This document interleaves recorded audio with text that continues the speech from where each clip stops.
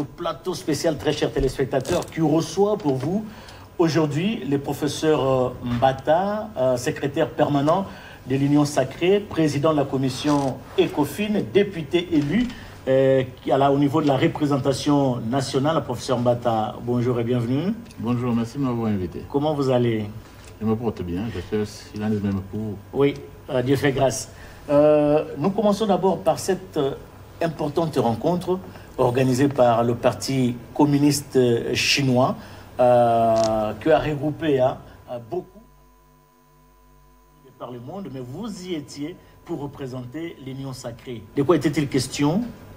Bon, il faut dire que c'était une rencontre très importante. Il s'agissait d'une réunion ministérielle sur le dialogue des civilisations organisée par le gouvernement chinois.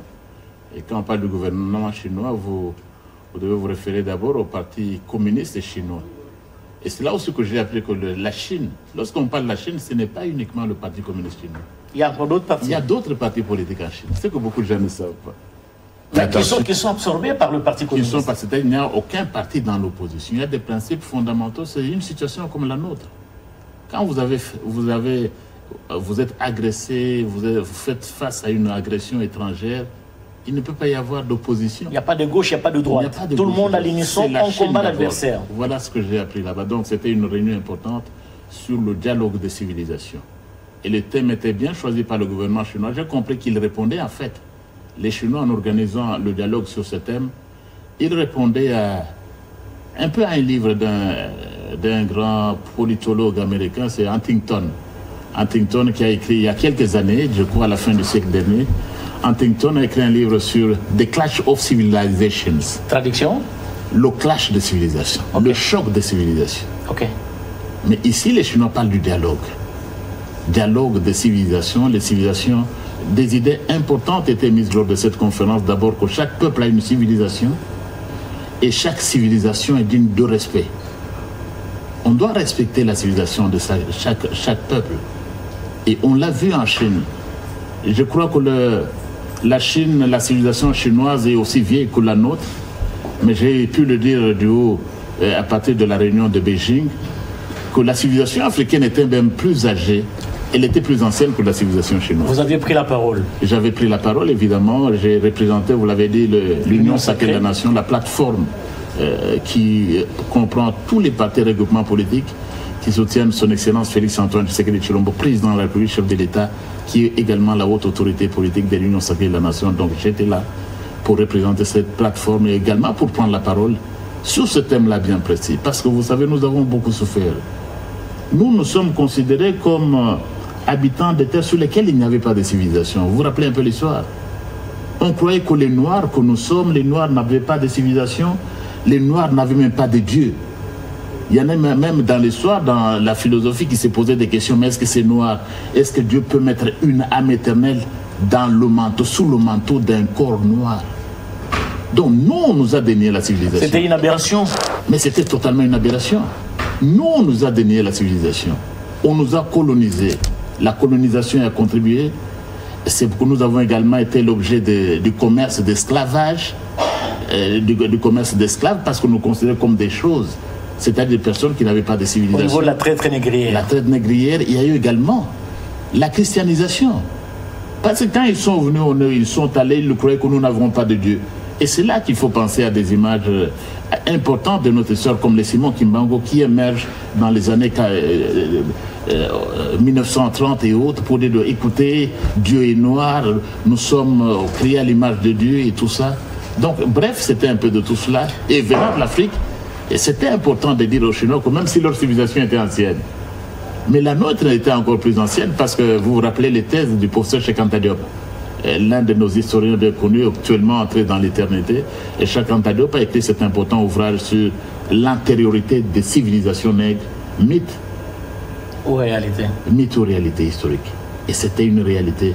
Donc la civilisation est née sur cette terre. Oui. Et vous savez bien, il a fait ses études sur l'égyptologie. Toutes ces pyramides que vous voyez en Égypte. Mais c'est parce que les Noirs savaient maîtriser la science. Oui. On n'amenait pas la science d'Athènes ni de Paris, non. C'est pourquoi les pyramides égyptiennes résistent jusqu'aujourd'hui alors que des machines, des gratte-ciel peuvent Grâce tomber. à l'ingéniosité de l'homme. Il maîtrisait tout, il maîtrisait la géométrie, il maîtrisait l'astronomie. Et même, et je l'ai souvent dit, mais on devait changer même certains manuels des enseignements dans nos pays. Continuer à enseigner par exemple, voilà le théorème de Pythagore. Le théorème de Pythagore ou ces formules, pi, la forme pi égale 3,14. Mais bon sang, ce ne sont pas les Occidentaux qui ont inventé. Ce sont les Noirs. Les Noirs ont été à la base. Donc ne continuez pas à nous enseigner des choses qu'elle a inventées. Il faut refaire, il faut réécrire l'histoire, oui, ça c'est vrai. Non. Il n'y a pas eu de miracle grec dont on parle même en philosophie. Le miracle était d'abord africain, n'était pas des nègres. Et même aller plus loin, je l'ai dit effectivement à Beijing, que l'université de Tombouctou par exemple, au XIIIe siècle.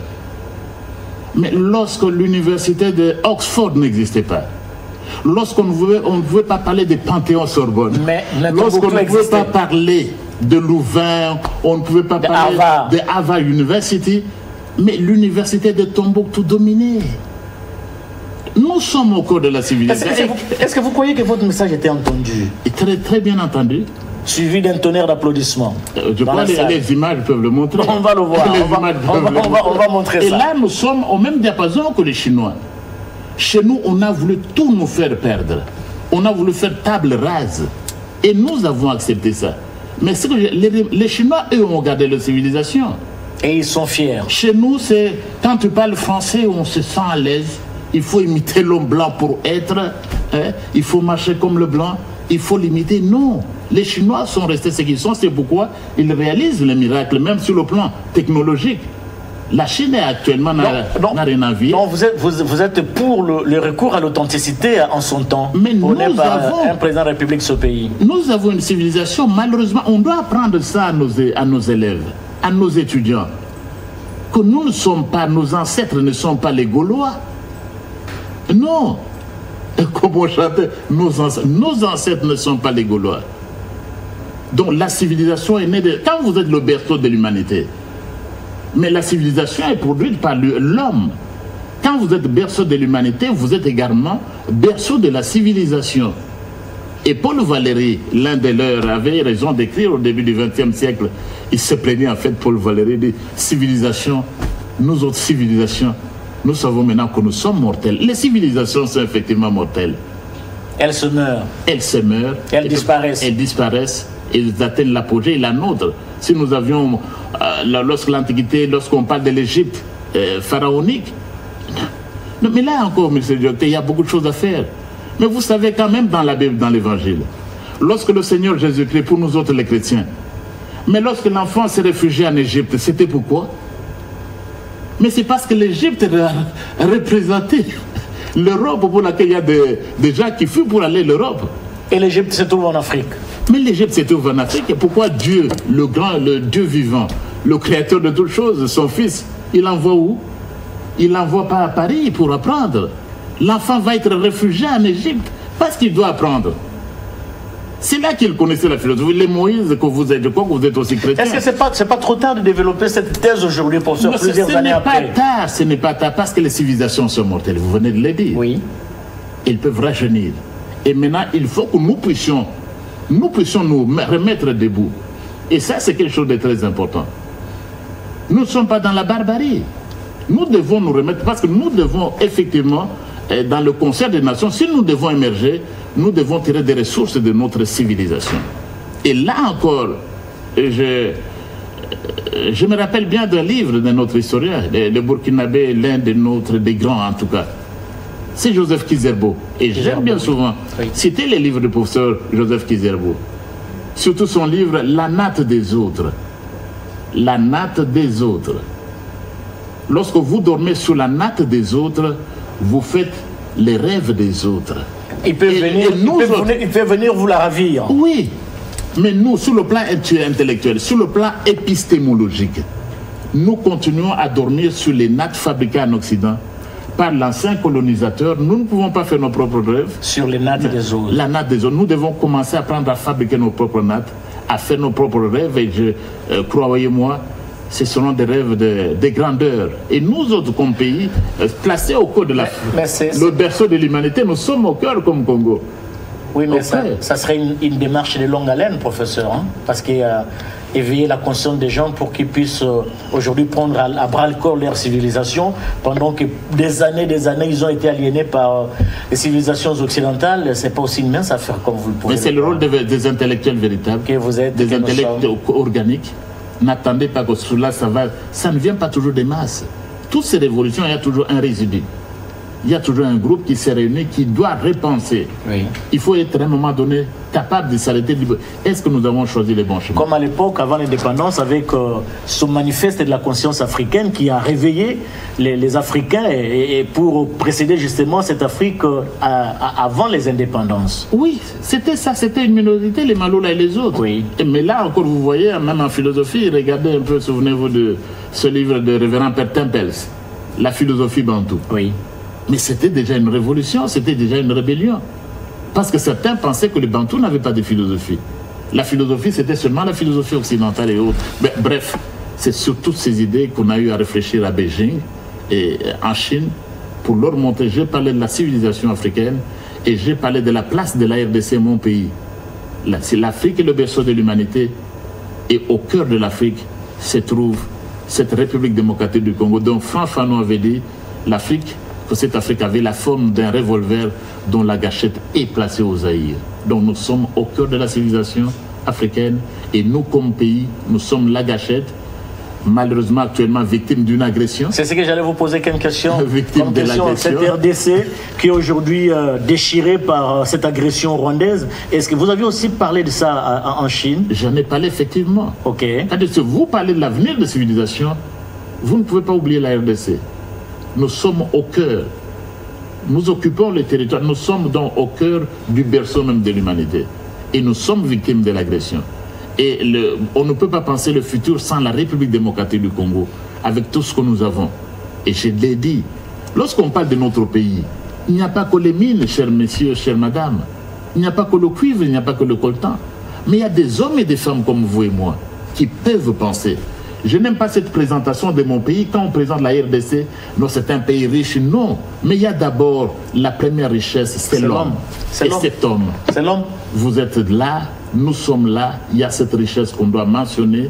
Et j'ai donc parlé de la RDC victime de l'agression, mais de cette RDC dépend pour beaucoup l'avenir de l'humanité. Parce qu'on a parlé de l'industrie du futur et même du présent déjà avec les voitures électriques. Mais toutes ces matières premières, je leur dis, elles sont en abondance dans mon pays, dans notre pays, et la civilisation de demain elle ne va pas se faire sans nous. Mais face justement à l'agression dont est victime notre pays, professeur Mbata, mais on ne sent pas l'implication totale de la Chine, à l'instar des Américains par exemple. Qu'est-ce qui se passe? Non, mais il faut dire ceci, je leur dis, les Chinois ont aussi la chance. Vous voyez aussi la grande décision, la résolution 2773. 73, oui. Elle a été prise par le Conseil de sécurité sous la présidence chinoise. Ah, ça, c'est important. Et c'est ça, il faut le savoir. Cette résolution-là, la Chine a eu un peu de la chance, non? C'est comme si cette résolution importante sur la RDC qui condamne le Rwanda, qui oblige ces pays, cet État voyou de retirer ses troupes. Oui. Cette résolution a été prise par le Conseil de sécurité sous la présidence chinoise. C'est pour dire que la Chine a joué un grand pays. Elle pouvait aussi brandir son droit de veto pour que cette résolution ne passe pas. Mais... Tout comme d'autres pouvaient brandir. Oui. Mais il fallait négocier avec les autres. Okay. Donc la Chine a joué un grand rôle. Vous savez, la Chine est membre de BRICS. Oui. Elle vote souvent avec les Russes. Et tout ça, donc, comme président assumant la présidence du Conseil de sécurité à ce moment-là, la Chine a effectivement joué son rôle lors de l'adoption de cette résolution 2773, une résolution très importante pour notre pays et une résolution rendue possible. Il faut le dire, il faut le souligner. On n'ajoute rien. Grâce à la diplomatie agissante de son Excellence Félix Antoine Tshisekedi Tshilombo, président de la République, chef de l'État et haute autorité politique de l'Union sacrée de la Nation. C'est grâce à lui que nous sommes arrivés à cette victoire diplomatique et ce n'est pas fini. Ok. C'est grâce à lui que nous allons à d'autres victoires. Ok. La résolution, voter une résolution est une chose, professeur, vous êtes d'accord avec moi, mais sa mise en application en est une autre. Une résolution qui a été votée, mais qui tarde à être mise en application. Qu'est-ce qui se passe? C'est souvent comme ça en droit international, malheureusement. Nous sommes dans le domaine du droit international et des relations internationales. Ça ne se fait pas en un jour. Toutes les résolutions ont toujours des défis. Et celle-ci a également des défis. Ça prend du temps. Mais ce qui est sûr, c'est que nous l'avons eu. Et pour la première fois, nous l'avons eu. Cette guerre, mais elle nous est imposée depuis 30 ans. Vous n'aviez jamais une telle résolution. Et puis vous savez, monsieur le directeur, ce qui me choque souvent, c'est quoi? Nous avons remporté de grandes victoires. Mais beaucoup de compatriotes font un peu de saut de mouton sur le plan intellectuel. C'est-à-dire quoi? C'est pas grave ce que vous dites? Beaucoup. C'est quoi les faire des sauts de mouton sur le plan intellectuel? Je vais vous l'expliquer peut-être dans les thèmes. Beaucoup font des sauts de mouton. C'est-à-dire, quand vous avez une victoire remportée, célébrez-la. Oui. Avant de passer. Il faut prendre ça à bras le corps. À bras le corps. Oui. Et puis nous allons voir demain. Mais les Congolais... Ce qui ne semble pas en être le cas ici. Hein? Certains de nos combats, ce n'est pas le cas. Alors qu'on est en train de voter la résolution que nous n'avions jamais eue. Une résolution historique. Alors qu'on est en train de la voter, mais c'est quoi ça? Et qu'est-ce qui va arriver demain? Non. Célébrons d'abord ce qui est là-bas. Ça, c'est le mal congolais. C'est ça, c'est le saut de mouton, intellectuellement. Ah. Mais contentez-vous d'abord de ce que nous avons. Quelle grande victoire. Oui. Et je le vois souvent comme professeur des universités. J'ai continué à enseigner. Oui. Bon, ça ne fait pas de mal. Pas de dire, je suis toujours professeur extraordinaire, c'est pas fini. Je suis ordinaire à le dire, okay. Ça ne fait pas de mal. Mais vous voyez parfois, certains de nos étudiants, les sauts de mouton. Tu es encore à l'introduction, j'ai assez le cours de droit constitutionnel, les notions élémentaires. Tu vas trouver un étudiant qui te pose la question, mais prof, que pensez-vous de la révision ou des changements de la Constitution? Mais c'est le dernier chapitre de mon cours. Saut de mouton. C'est la dernière section.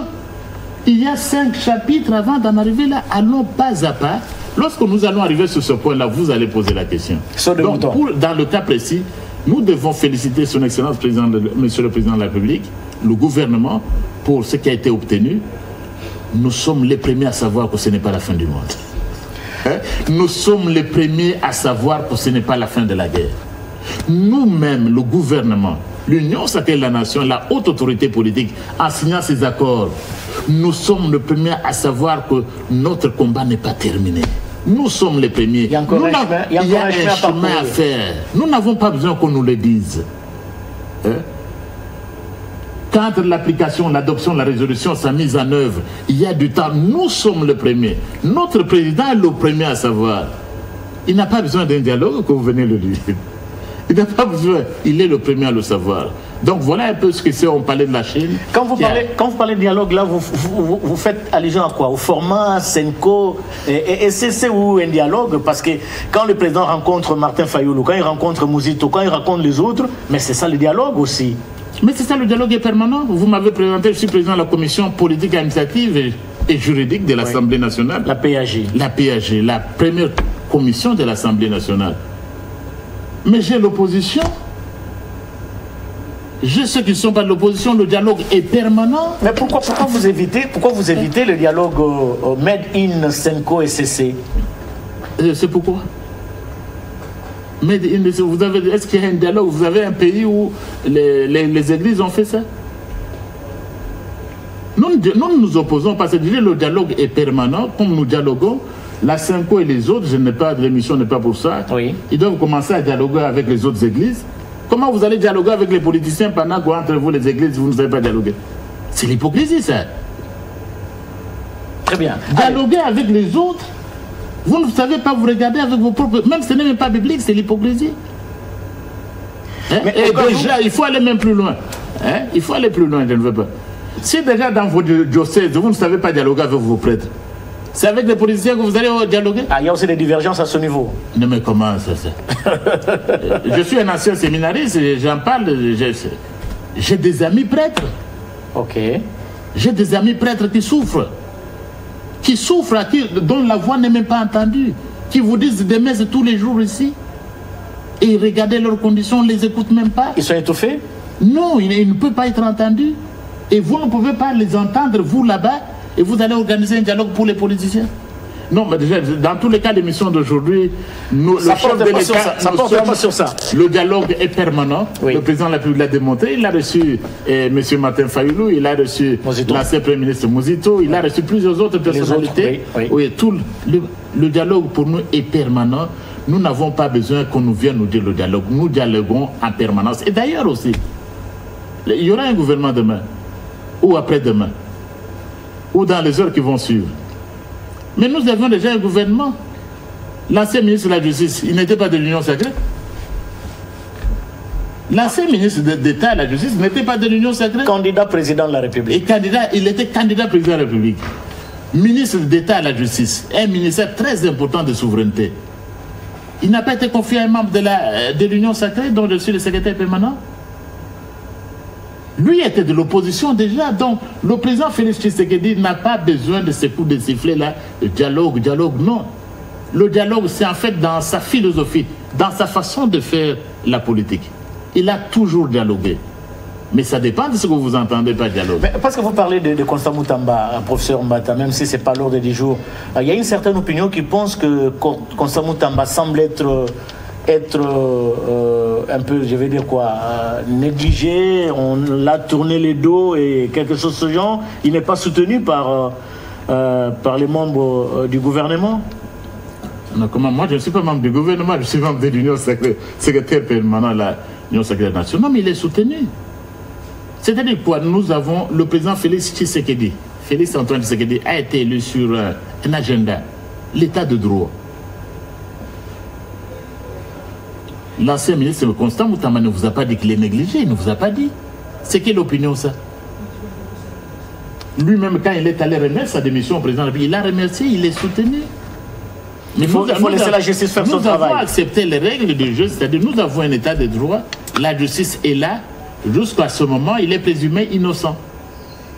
Il doit se défendre, c'est ça les règles de principe. Il n'est pas négligé, lui comme d'autres. Vous ne lui avez pas tourné les dos? Comment tourner le dos? On ne peut pas tourner le dos à un Congolais. Ce régime ne peut pas tourner le dos à un Congolais. Il faut laisser la justice faire son travail. La justice doit faire son travail et la justice est rendue au nom du peuple. On revient sur le dialogue de civilisation. On a fini. Oui, on a fini ce chapitre, à moins que vous ayez un petit mot à ajouter avant d'aborder. Un mot à ajouter, c'est sur la civilisation. Nous avons une civilisation. Et nous devons être nous-mêmes. Nous ne pouvons pas être des copiers, des marionnettes de l'Occident. Des copier-coller. Des copier-coller. Et même nous autres intellectuels, nous devons savoir produire nous-mêmes. Nous ne devons pas être des copistes de l'Occident. C'est ainsi que les Chinois ont évolué. C'est ainsi que les Japonais ont évolué, parce qu'ils n'ont pas voulu être copiés. Et ils ont souffert. Évidemment, il y a des choses, oui. Ils ont souffert. Nous devons réfléchir, nous devons créer nos propres nattes. Et quelque chose de très important que j'ai remarqué en Chine, c'est quoi? Allez-y. Le Parti communiste chinois est soutenu par plusieurs organisations de scientifiques. L'Académie chinoise des sciences sociales, donc des universitaires qui travaillent pour le Parti communiste chinois dans le domaine de l'agriculture. Il n'y a pas que les ordres, comme on voit chez nous, l'ordre des médecins, l'ordre de ceci, chacun a une revue. Pour réfléchir là-dessus, les intellectuels, et même dans le domaine des médias. Les médias, ce n'est pas seulement ce qui nous est livré, non? Il y a des instituts des médias. La recherche est vraiment très avancée. Et la recherche, actuellement, ne se fait pas seulement que dans les universités. C'est sorcier de le faire ici? C'est sorcier? Non, ce n'est pas sorcier. Mais vous devez le faire, nous devons le faire. Le monde journalistique, comment nos journaux, comment ça évolue, la presse chez nous. Ce n'est pas seulement ce qui se passe sur les réseaux sociaux. Mais les réflexions intellectuelles, ça s'est fait, je l'ai vu, plusieurs sociétés savantes organisées en Chine. Il faut des groupes de réflexion. Au service de la civilisation chinoise. Pour anticiper les choses. Pour anticiper. Nous également, nous en avons besoin. Donc j'en profite pour remercier le gouvernement chinois pour l'accueil qui nous a été réservé. Ce n'est pas moi-même. En fait, il me recevait comme secrétaire permanent, donc au nom du chef de l'État, de la haute autorité politique, son Excellence Félix Antoine Tshisekedi Tshilombo. Je félicite, je remercie le gouvernement chinois et toutes ces organisations qui ont pu me recevoir pendant mon séjour en Chine, à marge de ce dialogue ministériel des civilisations. L'accord, je veux dire quoi, la déclaration de principe a été signée entre la partie gouvernementale et la FCM 23. Vous croyez à la sincérité de cette déclaration avant bien sûr de signer l'accord proprement dit entre les deux parties? Je voulais déjà dire pour l'accord de paix entre la RDC et le Rwanda. Le président Félix Tshisekedi est le premier à savoir que ce n'est pas le bout du tunnel. Que nous devons commencer à continuer à travailler. Que ce n'est pas en signant avec l'encre que la paix doit tomber. La paix revient un jour. Notre président est le premier à le savoir. Il n'a pas besoin qu'on le lui dise. Donc on n'a pas besoin de la paix. Mais est-ce que vous croyez que c'est la fin? Est-ce que la paix c'est demain? Nous sommes les premiers comme gouvernement, comme majorité au pouvoir, à le savoir que notre lutte continue. La lutte continua. Et on ne va pas se reposer tant que notre population n'est pas arrivée à cette paix-là. Tant que l'Est de notre pays est occupé par le Rwanda, tant qu'une partie de notre territoire n'est pas sous notre contrôle, le président Félix Tshisekedi ne va pas dormir sur ses lauriers. Nous ne serons jamais calmes tant que nous n'avons pas recouvré l'intégrité du territoire. Oui, mais ça tarde à venir. 30 ans après, ça tarde à venir. Maintenant, mais il faut comprendre la population est un peu plongée dans un espoir désespéré, professeur. Non, mais ça tarde à venir parce que pendant plus de 30 ans, vous avez un régime qui ne s'en souciait pas. Et voilà un régime pour la première fois qui restaure la dignité du peuple congolais. Nous étions ici à 20 ans, pendant 25 ans, on n'en parlait pas. On était infiltrés à tous les niveaux, vous le savez. On avait un chef d'État qui s'est retrouvé du jour au lendemain dans la rébellion. Et pourquoi être pressé? Il faut accorder, il faut croire. C'est pourquoi il ne faut pas faire du saut de mouton. Cet accord, on ne l'a jamais vu. Même pas le moindre. Même pas un paragraphe de cet accord, on ne l'a pas eu sous l'ancien régime du président que vous connaissez. Il y a des avancées qu'il faut saluer quand même. Hein? Mais ce sont des avancées historiques. Oui, on n'a pas eu ça. Ça, c'est vrai. Pendant longtemps. Oui. Donc maintenant, qu'est-ce qu'il faut? C'est encourager le président de la République, encourager le gouvernement, encourager l'Union sacrée pour qu'on arrive là. Mais pas qu'on combatte, mais voilà, est-ce que vous croyez que la paix c'est demain? Non, nous sommes le premier à savoir que la lutte. Reconnaissez-moi l'opposition de manifester son point de vue. Mais il le manifeste. Il manifeste et ce régime a donné à l'opposition plus de liberté que l'ancien régime. Ce n'est pas à vous que je l'apprendrai, monsieur le directeur. Il y a une étude comparative. En fait, j'étais moi-même parmi l'un de vos admirateurs. Merci. Mais vous n'aviez pas la même liberté que vous aviez aujourd'hui. Pas du tout. Non, vous ne l'aviez pas. Pas du tout. Vous ne l'aviez pas. Et même les questions que vous posez au secrétaire permanent de l'Union sacrée de la Nation. Vous ne pouvez pas le faire. Vous ne pouvez pas le faire. À l'époque. Vous vous retrouvez menacé. Le boulot menacé. Mais parce que nous sommes en face d'un démocrate qui a été élu à la magistrature suprême. Voilà. C'est normal qu'il puisse laisser des empreintes comme cela. Donc il a fallu attendre l'avènement de Félix Antoine Tshisekedi au pouvoir pour que ce terrain se libéralise. Ça c'est vrai. Et nous sommes déterminés. Nous en sommes reconnaissants même dans nos différentes rédactions. Et vous suivez vous-même les médias.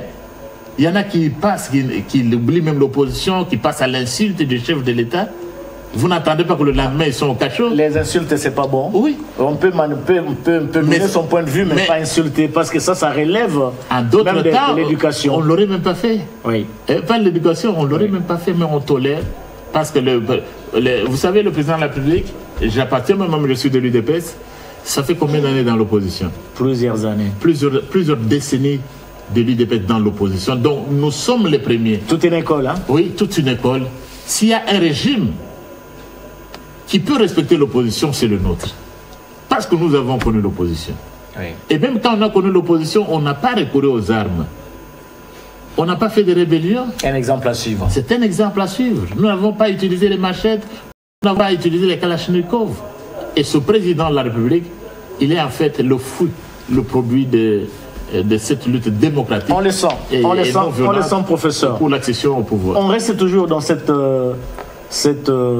engrenage de l'accord, des accords FCM 23, parti gouvernemental. Je n'avais pas répondu totalement. Donc nous sommes conscients que ce n'est pas fini. Ok. Que beaucoup est encore à faire. Nous sommes plus que conscients que le travail doit continuer à se faire. C'est une lutte de longue haleine. C'est une lutte.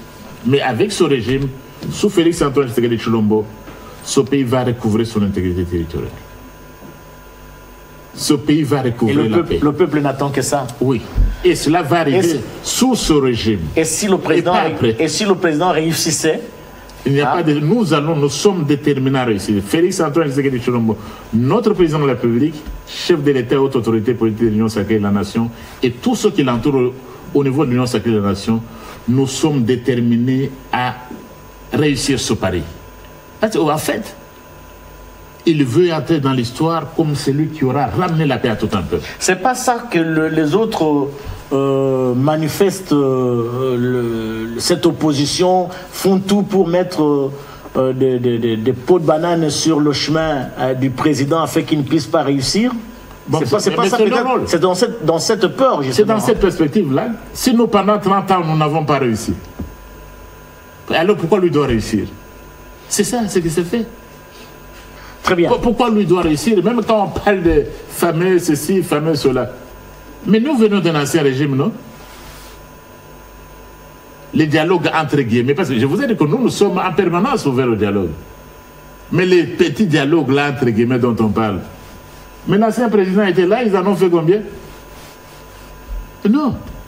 Il faut suivre. Et là, c'est quelque chose de très important. Alors, professeur, là, je ne semble pas être d'accord avec vous. Si l'ancien président n'en a pas fait, alors aujourd'hui, on ne peut pas le faire pour corriger l'état du passé. Ce n'est pas vous qui le faites. Qui vous l'autorise? Écoutez, vous me donnez un point là. Dernièrement, j'ai assisté à... J'ai pris la parole. Où c'est? La convention des compagnons de Daniel, avec l'archevêque général Kankenza. Okay. J'étais là invité. Daniel, ça vous dit quelque chose? Oui, bien sûr. Il a survécu Fosse au Lion, tout ça. Bien sûr. J'étais là parmi eux. Et qu'est-ce que j'ai retenu les compagnons de Daniel? Daniel, le serviteur du Dieu très haut. C'est que Daniel, même quand le roi ordonnait qu'on le jette dans la fosse au lion, il n'insultait jamais le roi. Il disait vive le roi vive, que le roi vive éternellement. C'était pas par... Alors que c'est le roi qui l'avait jeté au feu. L'église... Ce n'était pas une façon de se moquer du roi? Non. Ce n'était pas une façon de se moquer du roi.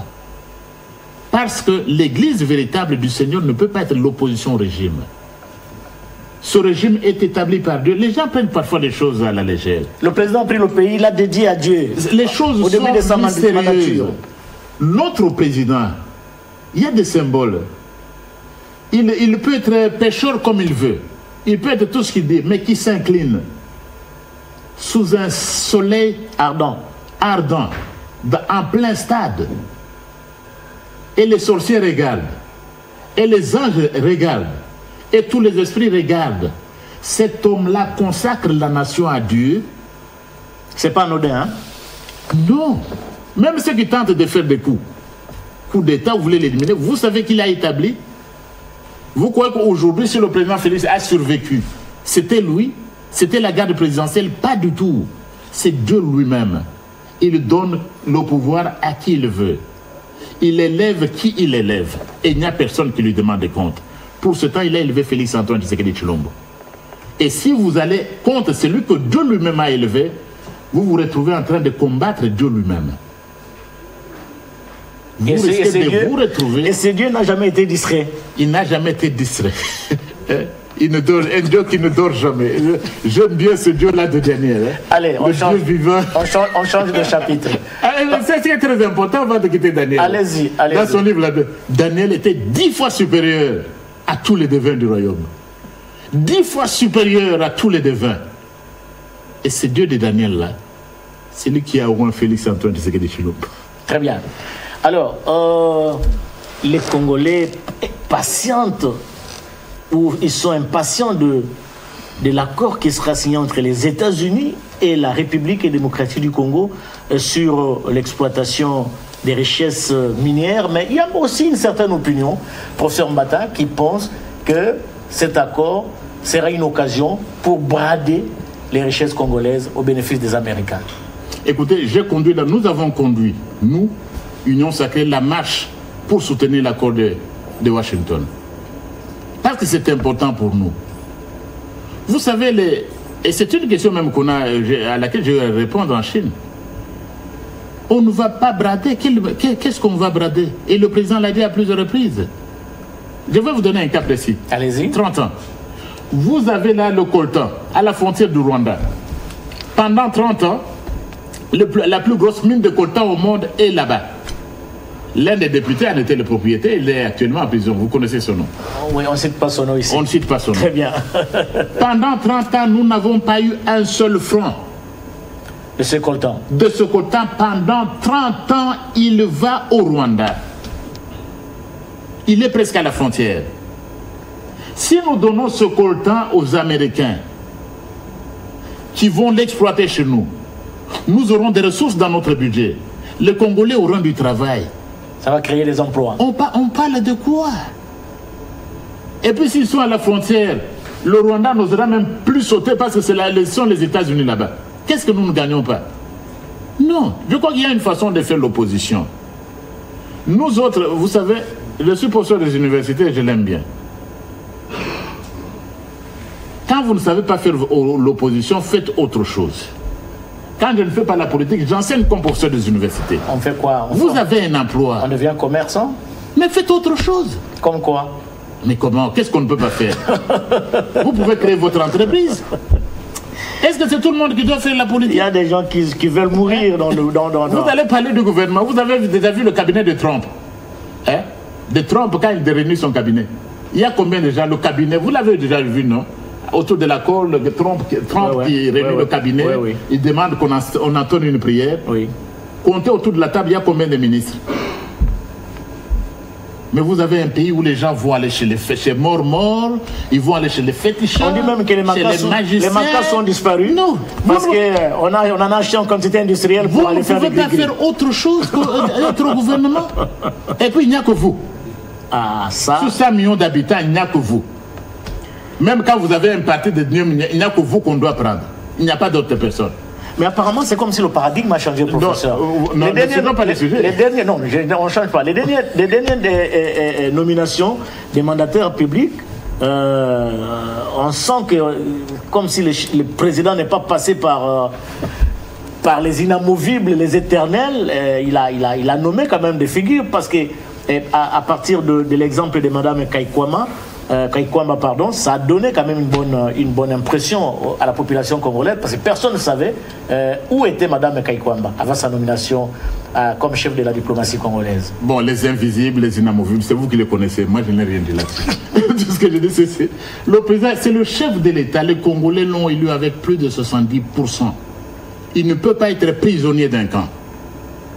Vous ne pouvez pas emprisonner un président que tous les Congolais ont élu.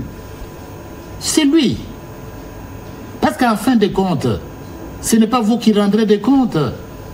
C'est son Excellence Félix Antoine Tshisekedi Tshilombo qui rendra compte au peuple congolais. C'est lui qui fera la comptabilité de ses actions pendant sa mandature. Oui, quand ça ne marche pas, on ne cite même pas votre nom. Ça, c'est vrai. C'est le président. Quand l'eau ne coule pas dans le robinet, oh Félix Tshisekedi. Lorsque la route là-bas, ça ne marche plus, il y a des trous. C'est lui. Non. C'est lui le président de la République.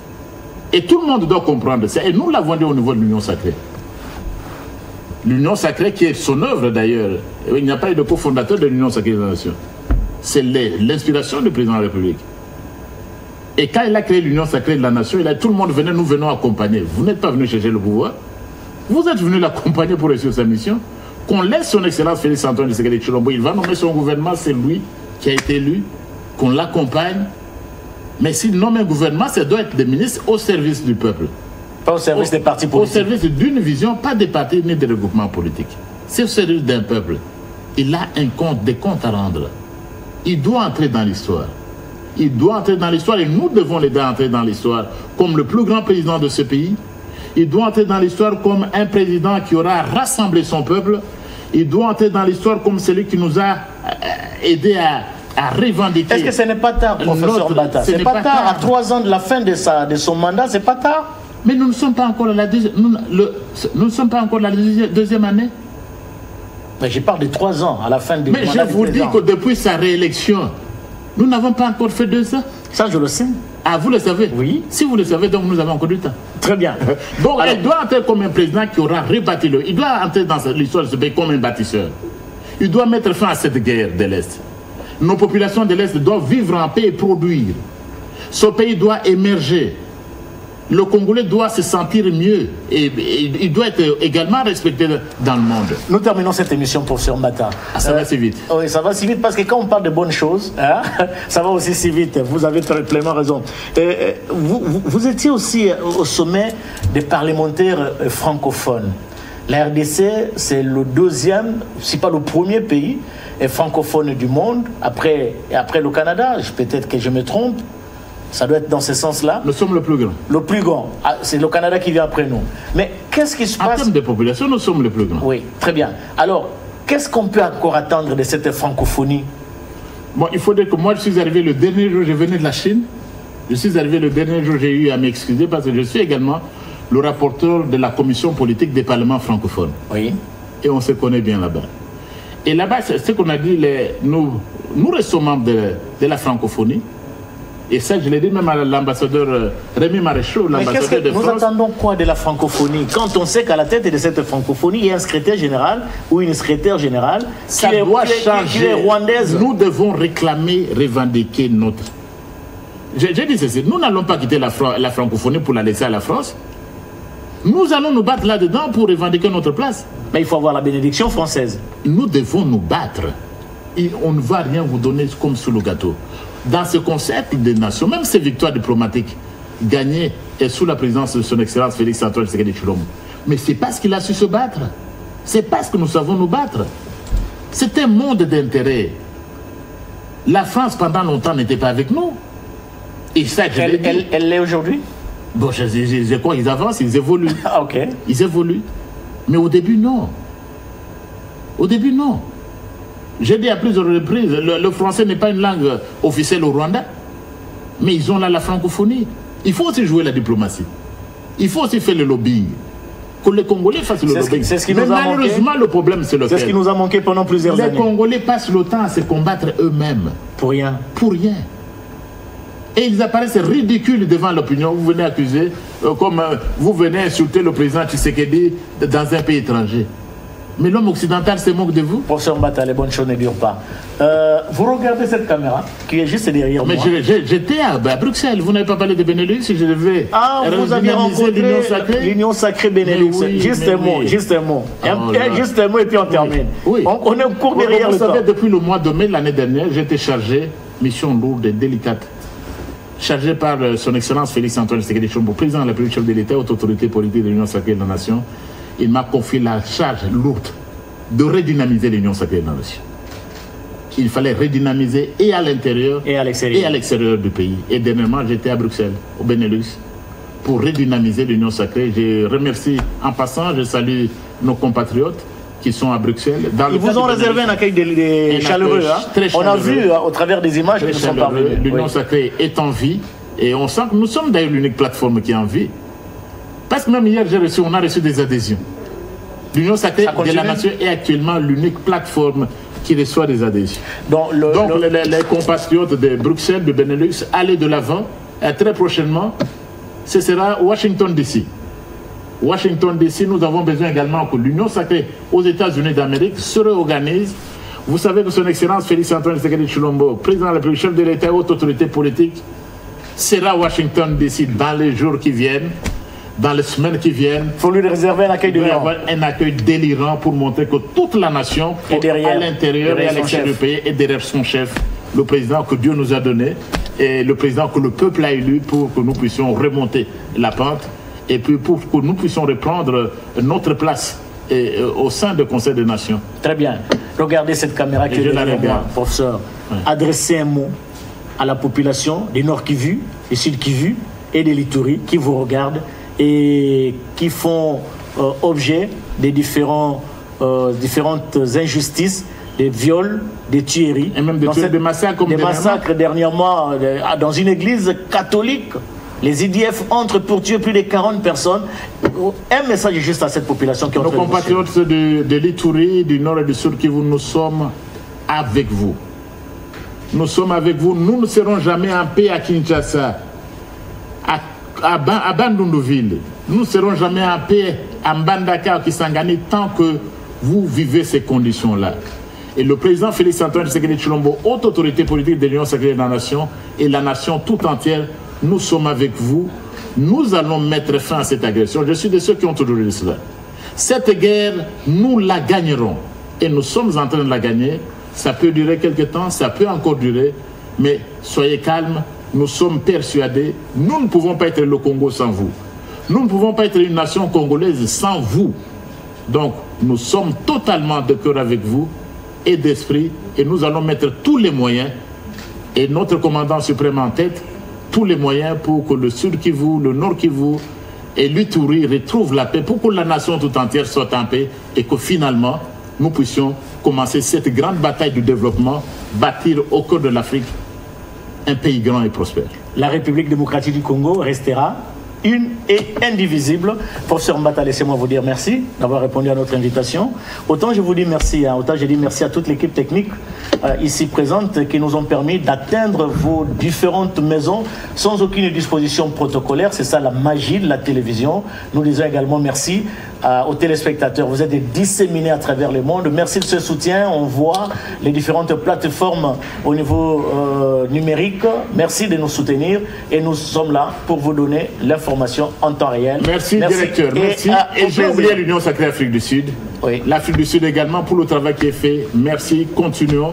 La lutte continue jusqu'à ce que nous puissions recouvrer l'intégrité du territoire national. C'est toujours un plaisir de vous recevoir. Merci beaucoup, monsieur. Merci. Merci. Allez.